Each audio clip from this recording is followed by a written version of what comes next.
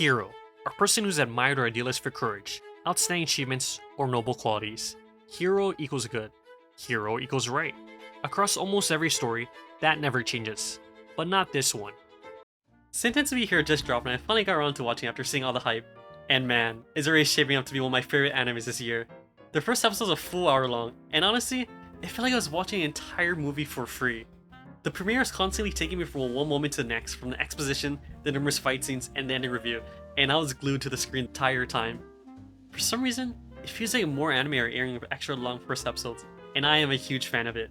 Throughout all the anime I've ever watched in my life, Sentence to Be Hero might have been one of the most enjoyable starts ever to an anime. Right from the opening sequence, it makes one thing clear. In this world, heroism is a fate worse than death, and throughout the entirety of the episode, you see just how much heroes are hated based on the disgust on everyone's faces. When Xylo saves the knights and they realize he's a hero, he isn't greeted with gratitude, but rather intense hostility. It gets so intense that these guys would rather die of honor than accept help from a hero. Even criminals in the real world aren't treated with this level of hatred. Just imagine what kind of heinous crimes you'd have to commit for people to choose literal death over being saved. Then there are the monsters, which are ironically called fairies. And to be quite honest, the first time I saw these creatures, I was genuinely horrified. Every time I watch fiction, I like to imagine what it'd be like living in the world. And this world is definitely not one I want to be part of. Imagine being summoned to this world, fighting these creatures covered in this blight-like infection, and then imagine the kind of death you'd face if one of them got to you.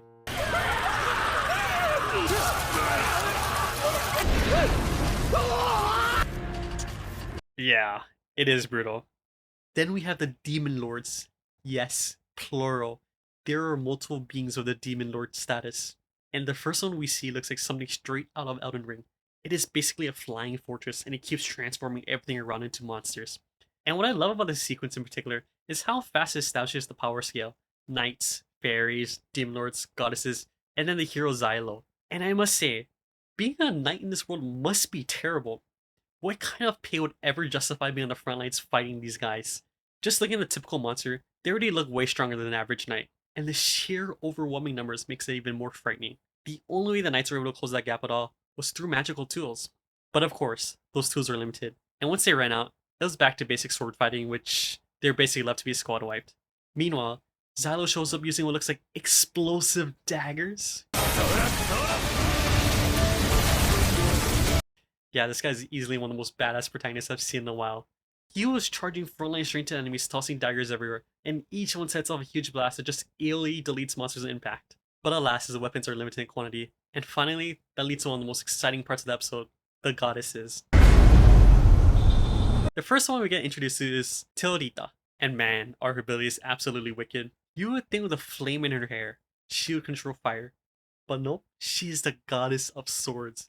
And she rains down swords ever in the same manner as Gilgamesh from Fate. And oh my god, was that beauty to behold. Overall, my first impression of the cast that are introduced is that they all felt very distinct and interesting. Especially Xylo. His disdain for the goddesses is obvious, and throughout the episode, the show hints that he has some kind of history of a goddess, with flashbacks here and there. But I didn't expect the episode to just reveal it all already. Like the fact that every time a goddess uses her abilities, it drains them, and also that their power is finite. Or the fact they fully exhaust themselves and get infected by the blight, they can become a demon lord while still wielding holy power. And that definitely feels like major foreshadowing. It also suggests that there might be a deeper connection between goddesses and demon lords that we still don't understand. This review also completely reframes our perspective on Xylo, because even though he's a hero, from what we've seen so far, he looks like the most morally right and sane character. Like the other hero we see in episode 1 is a literal kleptomaniac who just keeps stealing everything. And for some reason, every night's trying to become Grey and Megumi and just suicide. I sort of expected that Xylo would be a good guy, but with the ending sequence where they review he was framed, it only confirmed my suspicions. But now, I'm wondering if there are other people framed as well, or if he's simply an exception amongst the heroes. And also, if antagonists are the priests, the demon lords, or perhaps both. I'm also very curious about what the true nature of the goddesses even is, because right now, it seems like they're treated just like living weapons. On top of that, I have a ton of other questions regarding the revival ritual. What are the limits of revival? What are the requirements? Is it only heroes who are forced to revive again and again? Because if infinite revival exists, you would think that the people in power use it themselves, or you give it to soldiers so that they can keep coming back to fight the monsters. But instead, they use it on criminals out of all people? And They keep Xylo alive, who's one of the generals who probably has a bunch of secret information on the country, instead of just putting him out of his misery. So there definitely has to be a reason they reserve it for criminals, and I'm just dying to know why. The first episode genuinely leaves a viewer so absorbed into his world with countless questions about how everything works. And I'm so tempted to just binge the light novels and spoil myself.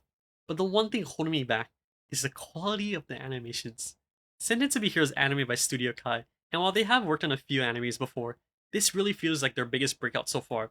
And honestly, it surprised me that Studio Disco is not attached to more big titles. Every shot felt incredibly fluid and aesthetic to look at. I mean, just look how satisfying this sliding animation was. And even the audio of everything was incredibly satisfying, from the voice actors, the sound of the monsters, the fighting, the explosions. I was genuinely immersed in this world, and this is only episode 1. And that's why I want to experience the story through the anime first. So yeah, I might read the light novels eventually, but for now, I want to let the studio cook. Because if they can make episode 1 feel like a movie, I can only imagine what the later arcs are going to look like and sound once the stakes climb up even higher. Now, the real question everyone wants to know, will this be anime of the year, or people just overglaze it? And my answer to that question is, that might be one of the most stupid questions ever, since the year literally just started.